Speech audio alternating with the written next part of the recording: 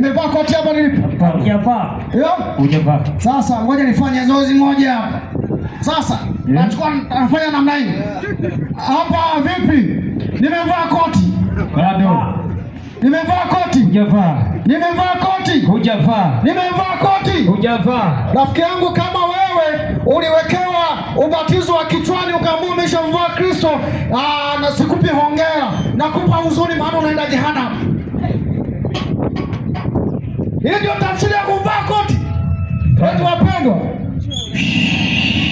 mshavaa tayari, sio tafsiri.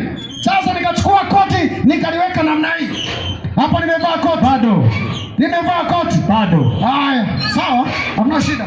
Nikachukua hivi, nimevaa koti. Bado. Haya, nikachukua hivi, nimevaa koti. Bado. Nikachukua hivi, nimevaa koti. Bado. Hapa nimevaa jamani. Hapana, umening'iniza. Haya, nikachukua nikafanya namna hii.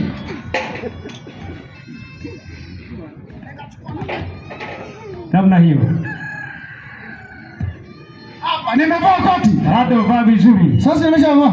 Haya, nikavaa hapa, nimevaa koti. Bado vaa vizuri. Sini tatizo. Si tayari? Bado tatizo. Bado tatizo. Haya, nikachukua namna hii, nimevaa koti. Bado. Sasa unataka nifanyaje? Vaa vizuri. Nimevaa koti. Bado. Ndugu yukoje? Bado. Haya, nikachukua nikafanya namna hii, nikalitengenezea namna hii. Sasa hapa nimefanyaje? Hapo ndio umevaa koti. Sasa rafiki yangu, unachelewa nini kumvaa Yesu Kristo wakati huu?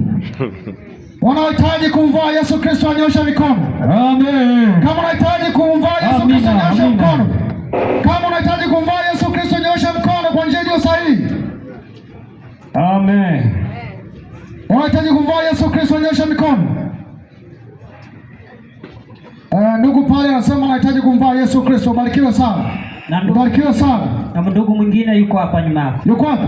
Hapa. Asante sana. Ndugu na unahitaji kumvaa Yesu Kristo. Amen. Ubarikiwe sana. Mwingine? Amen. Mwingine hata kama uko mbali unyosha mkono.